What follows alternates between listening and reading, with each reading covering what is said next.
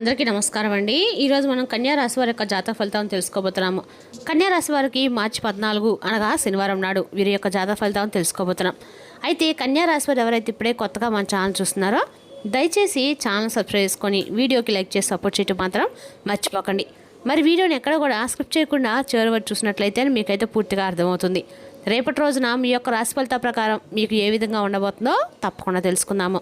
మరి అంతకన్నా ముందుగా ప్రతి ఒక్కరు కూడా ఏదో సమస్య ఉంటుందండి. సమస్యలు ఎవరంటే ఏమంటారు కదా, అంటే ప్రేమ, పెళ్లి, ఉద్యోగం, వ్యాపారం, ప్రేమించి మోసపోవడము, నాగదోషము, సంతానం లేకపోవడము, భార్యాభర్తల మధ్య గొడవలు, ధనం లేకలు లేకపోవడము, రాజకీయము, కోర్టు సమస్యలు, మీ మీద చెడు ప్రయోగాలు చేయటము, ఇలా ప్రతి ఒక్కరు కూడా ఏదో ఒక సమస్య ఉంటూనే ఉంటుంది. అయితే ఎక్కడెక్కడికో వెళ్ళి జ్యోతిష్యం చెప్పించుకొని నిరాశ చెంది ఉంటే ఒక్కసారి మన గురువుగారిని కాంటాక్ట్ అవ్వండి. సకల సమస్యల పరిష్కారం శ్రీ తిముక దుర్గాదేవి ఆశీస్సులతో జ్యోతిష్యం చెప్పను. మన గురువు వచ్చి కుమారస్వామి గారండి. మీరు సంప్రదించిన ఫోన్ నెంబర్ 9381918252. చాలా నమ్మకమైన గురుగారు. మన గురుగారు స్త్రీ పురుష వశీకరించడం చాలా ప్రత్యేకత గలవారు. మీకు ఎటువంటి సమస్యలున్నా నమ్మకంతో ఒకసారి ప్రయత్నించండి.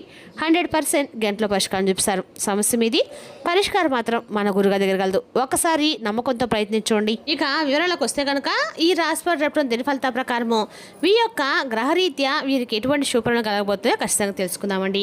ముందుగా చాలా రోజుల నుండి ఈ రాశివారు అనేక రకాల మీరు అనుకున్నటువంటి ఇంటికి సంబంధించినటువంటి కొన్ని నిర్మాణ కార్యక్రమాలు అయితే రేపటి రోజున చేపట్టబోతుందని చెప్పుకోవాలి.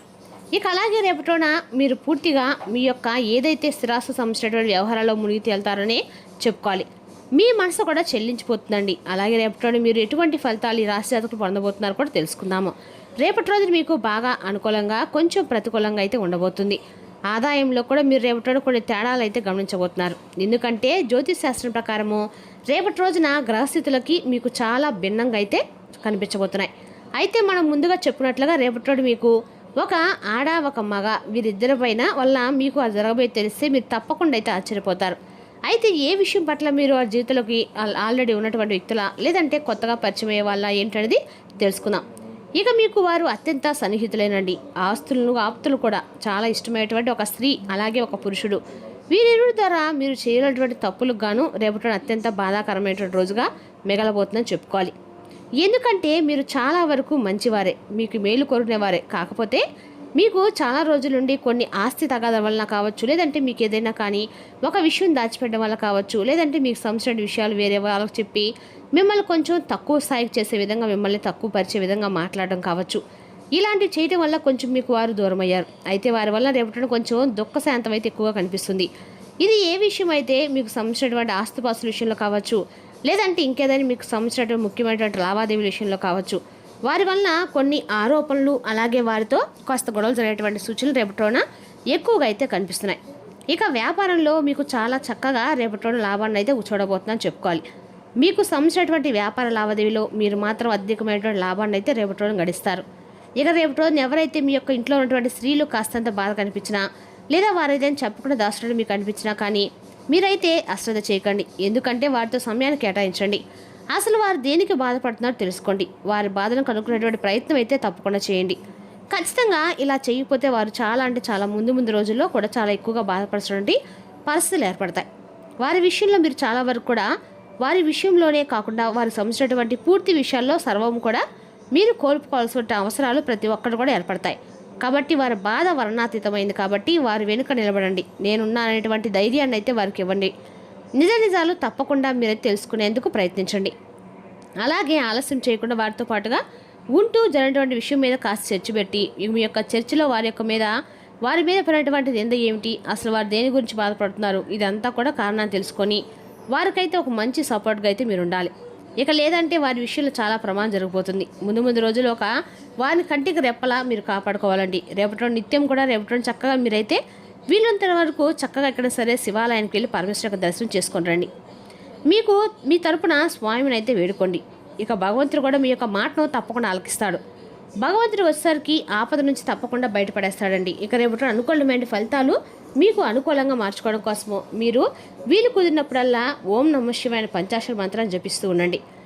ఇలా వీలైనట్టే కనుక మీకు ఇంట్లో కుటుంబ సభ్యులతో కలిసి శివాలయం వెళ్ళి పరమేశ్వరుని యొక్క దర్శించుకొని కాస్తంతసేపు స్వామివారి సంధిలో సమయాన్ని అయితే గడిపేందుకు ప్రయత్నించండి. ఇక వీలుంటే హనుమాన్ చాలీసా కూడా పఠించుకోండి.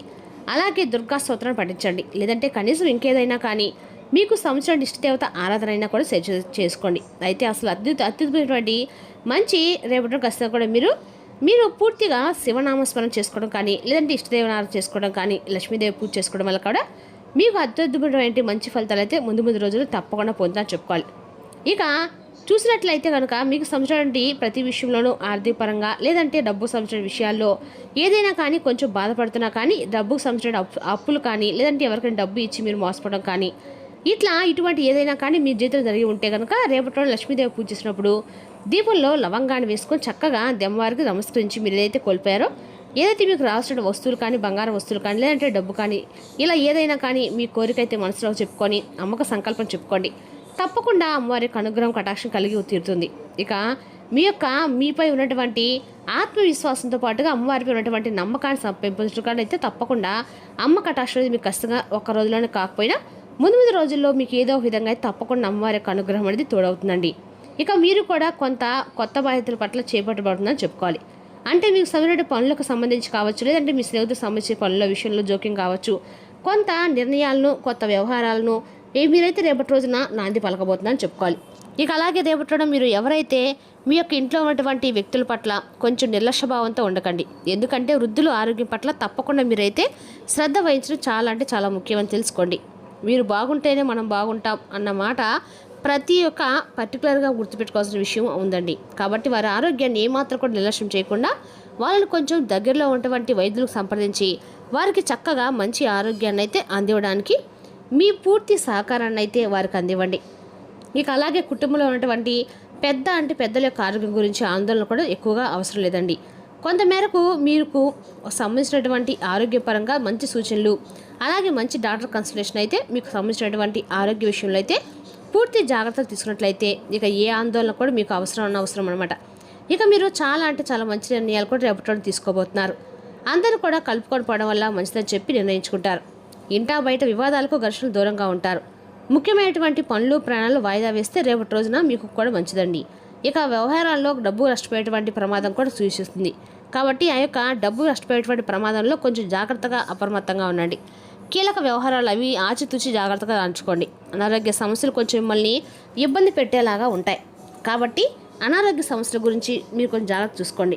అదేవిధంగా రేపటి మొత్తానికి ఈ యొక్క రాశి వారికి ప్రతికూలత కొన్ని అనుకూలతలు కొన్ని క్షుణ్ణంగా కనిపిస్తున్నాయి.